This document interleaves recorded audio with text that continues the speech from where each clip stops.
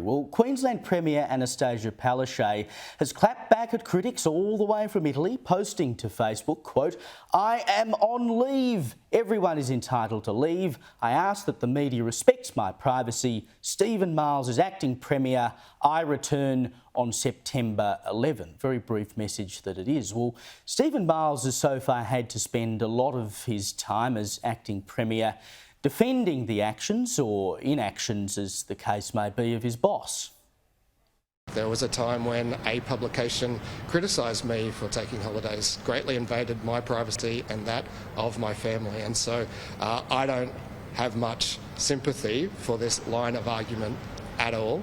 However, not long ago, June, July, I took 2.5 weeks off.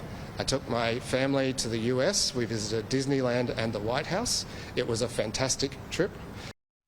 Now, I have no beef with the Premier going on holiday. We all deserve one at some point. But Cameron Dick, the Treasurer, said he wasn't aware there was a holiday. No, I wasn't aware she was travelling overseas. But to be honest, being the Premier is one of the toughest jobs in Queensland, and everyone is entitled to a holiday. So I suppose the question is, when Palaszczuk eventually returns from her European joint, what exactly will she be returning to? Joining me now is David Crisafulli, Leader of the Opposition in Queensland. Welcome, David. It just seems an extraordinary situation that you would have a Premier of the state go off on a holiday, which she's entitled to do. I'm not going to criticise that. But people within her own leadership team, the Treasurer, don't know she's going on holiday. How does that happen? And let me tell you what Queenslanders are asking, and that is, can someone focus on the issues that matter to us?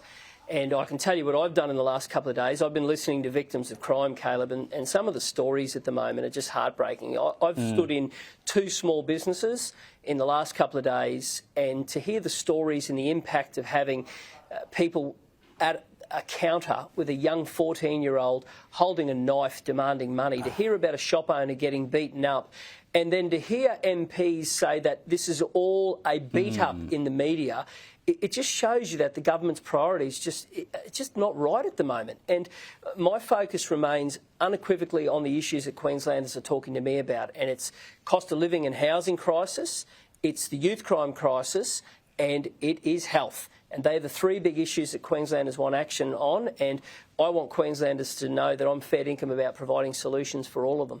Well, those comments from Labor MP Don Brown that the youth crime crisis was a media beat-up, I mean, we know in the last couple of days we've had people who've been victims of youth crime have come out and said, of course, that they are quite offensive. Meanwhile, you've got watch houses now being turned into youth prisons because they don't know where to put all these youths who are being arrested for youth crime.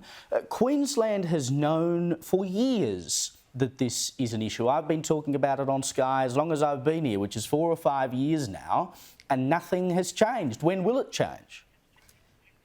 You're spot on, Caleb. It was half a decade ago that they said that, yep, we've heard the message, the watch house crisis will end and we'll get on and deliver detention centres. They didn't do it. In the same period of time, the number of repeat hardcore offenders in Queensland has gone from 10% to 20%. And that's the worst in the country. If you live in Queensland, you're 3 times more likely to have your car pinched than if you're in New South Wales. And it just shows you weak laws, fewer police, and that is a cocktail with watered-down laws that we're seeing with the youth crime crisis. You mentioned about those comments from that senior Labor MP. He's actually the whip. His responsibility is to set discipline for the team. What he said in calling it a media beat-up, I am telling you, has reverberated throughout the state. I was with somebody today, forget about media beat-up, he was beaten up in his business, just trying to earn a living.